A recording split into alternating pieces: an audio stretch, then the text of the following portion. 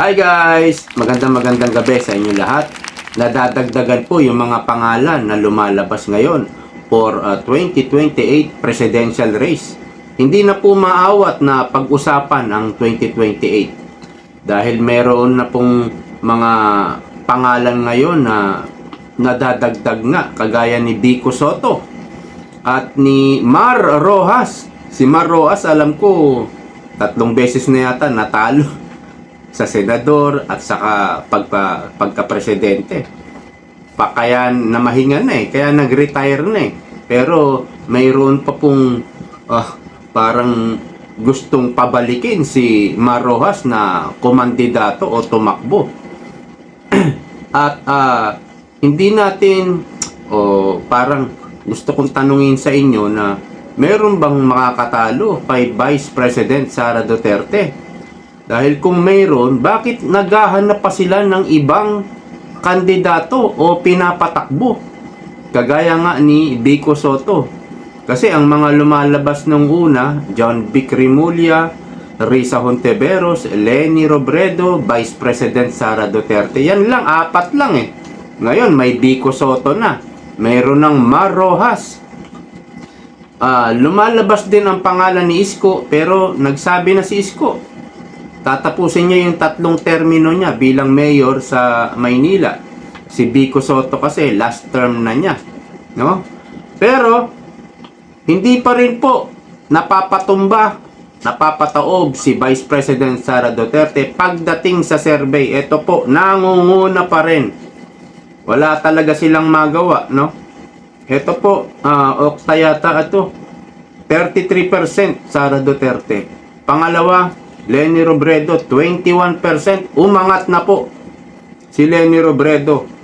Number 3, Isko Moreno, 10%. Rapi Tulfo, 9%. Bam Aquino, 4%. At undecided po ay 3%. Okay.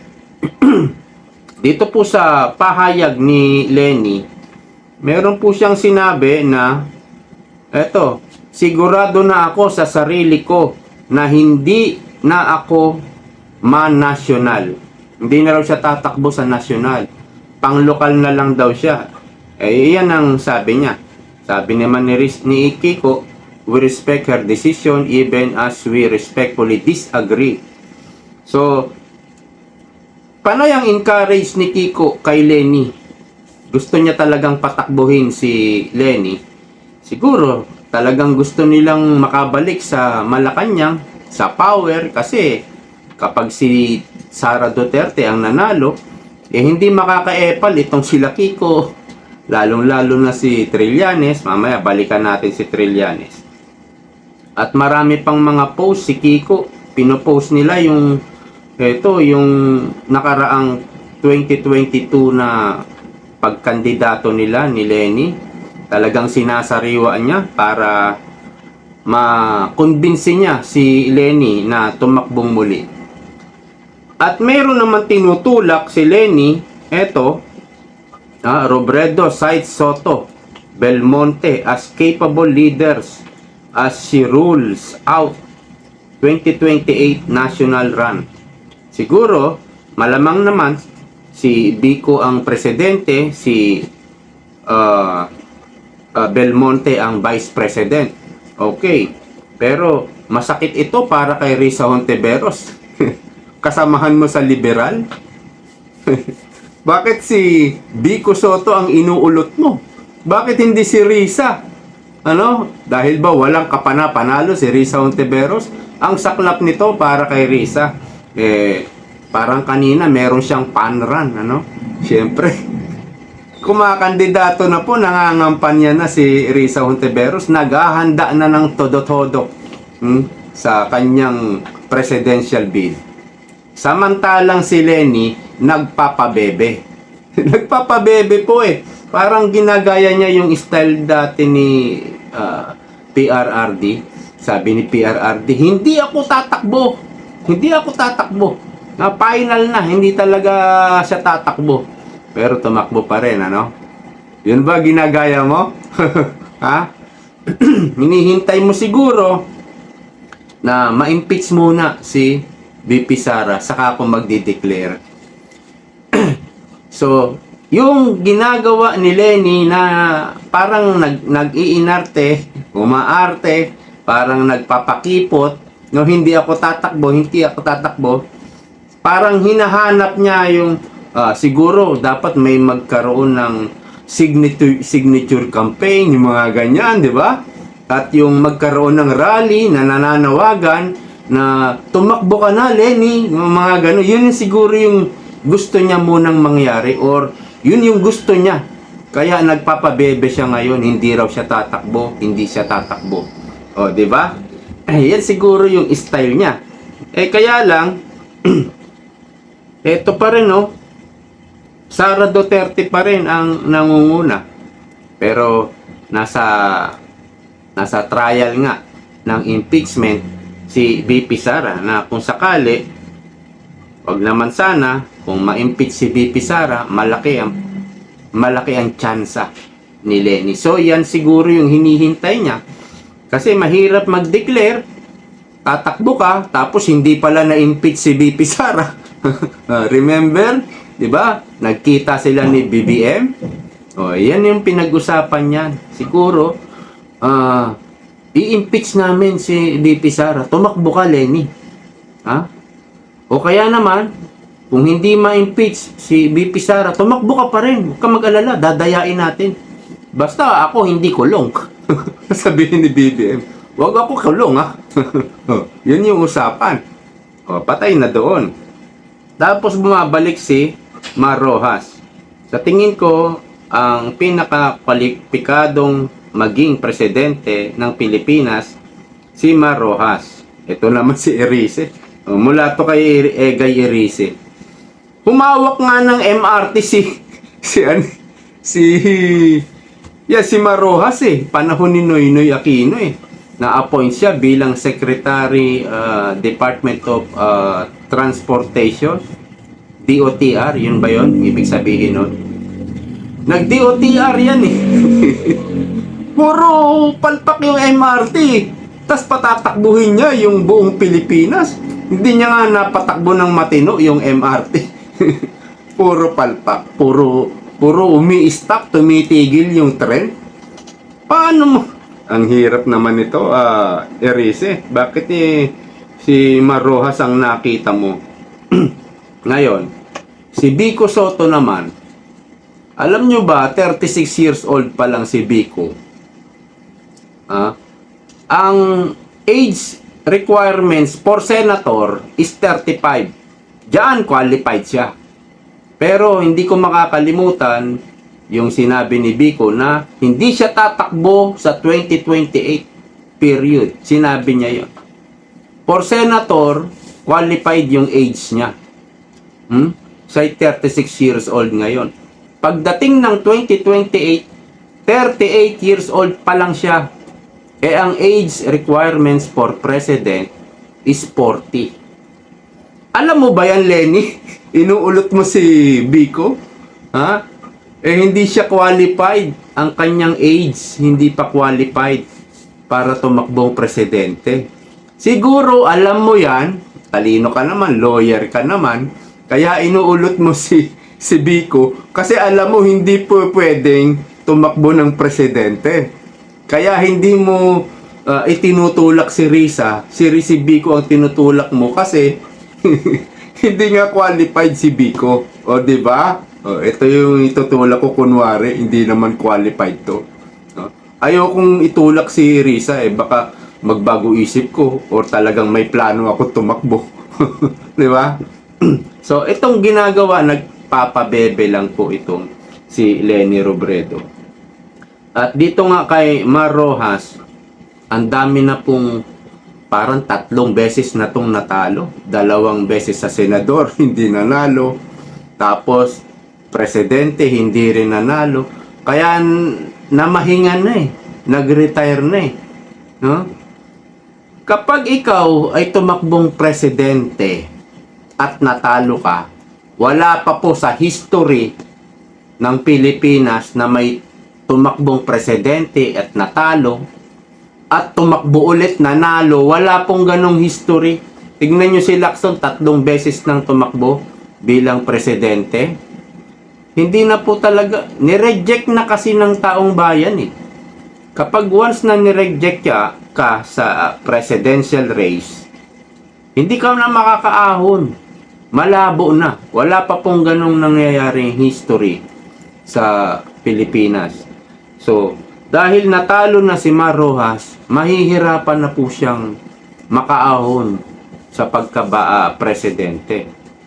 So, sino ang nakikita nyong posible na tumalo kay BP Sara sa mga lumalabas na pangalan ngayon? John Vic, Risa, Biko, Biko hindi nga qualified. Mar Rojas, sino pa ba? Isko, hindi rin tatakbo. Leni Robredo, ang nakikita nating malapit. Ito si Leni, ayan, nasa survey naman eh. Siya yung number 2. Si Isko, hindi naman yan tatakbo. Rapi Tulfo, hindi rin tatakbo. Bam Aquino, malamang hindi rin tumakbo. Dahil nagsabi na siya. No? Pero sabi ni Trillanes, eto, maghanap tayo ng leader na maayos-ayos.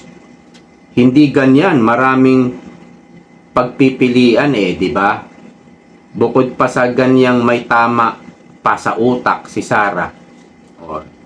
Ayaw niya kay Sara. Kasi hindi siya makakaepal. Ang gusto ni Trillanes, yung pwede siyang makaepal, pwede siyang magkaroon ng posisyon sa gobyerno. Kaya hanggang ngayon, nakikilahok pa rin si Trillanes sa politika. Kahit 5 beses na siyang natalo. 5 na po. Puro talo. Ayaw pa rin mamahinga. Ayaw pa rin sumunod kay Mar Rojas. Magtanim na lang sa bakuran nila. Talagang sinisiksik ni Trillanes yung sarili niya. Sabagay, may kita din, no? May maleta rin Gagawa ka nga lang ng mga kasinungalingan. So, ang gusto ni Trillanes na susunod na presidente, yung pwede siyang makaepal para magkaroon siya ng power. Siguro ma-appoint siya bilang DILG o kaya Department of National Defense. Wow, matindi yun. No? Matindi yun, yung ganong posisyon. O kaya, PNP chief. PNP chief. So, sino po sa inyo? Sino po ang nakikita nyo na pwedeng tumalo kay BP Sara sa 2028? Sa mga lumalabas ngayon na pangalan, tayo po, wala tayong makita na talagang pwedeng tumalo kay BP Sara. Dahil, unang-una, solid na solid ang mga taga Mindanao kay BP Sara. 80% boboto kay BP Sara. Makukuha lang nila yung 20%, paghahati-hatian pa nila yun. Ganon din sa Visayas. Sabihin natin 55% to 60% makukuha ni BP Sara. Yung sa Luzon, magiging zero ba si BP Sara dyan sa Luzon? Hindi. Maaring matalo si BP Sara sa Luzon, pero kaunting margin lang. Hindi rin sila nakakasigurong mananalo sila sa Luzon. Siguro sa Metro Manila, hindi rin Kaya pa rin silang talunin ni BP Sara Kaya nga, todo-todo na ngayon ang effort nila para pabagsakin si BP Sara. Pero ito, nangunguna pa rin talaga. Todo-todo na yung kanilang atake. Yung paninira nila. Talagang ang daming ginagastos dito, mapatumba lang si BP Sara. Or hindi pala mapatumba. Parang ibang mapabagsak lang. Lahat ng halos ng media, talagang ginagastosan nila. Mga attack dog, ang dami na ngayon.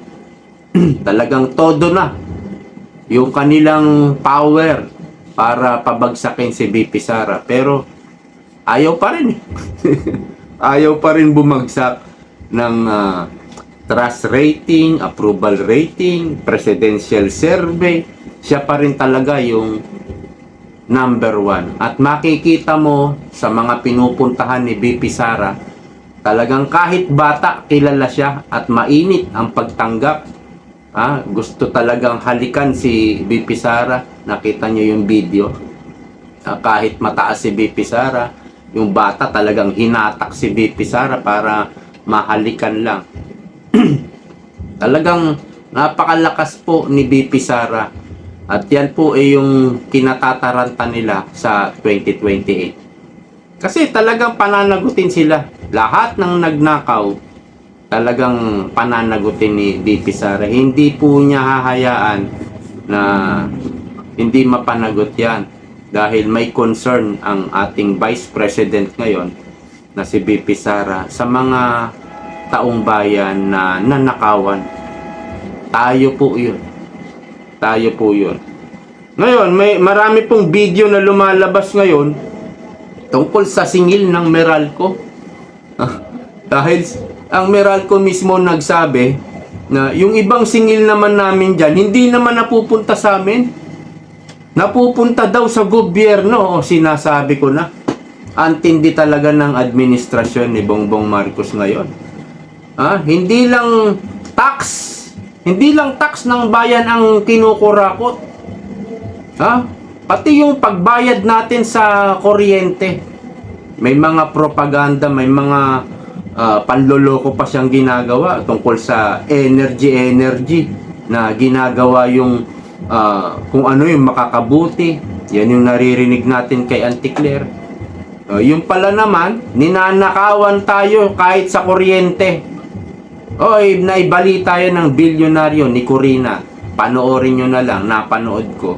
Sabi daw ng Meralco, yung ibang singil dyan, hindi napupunta sa kanila, kundi sa gobyerno.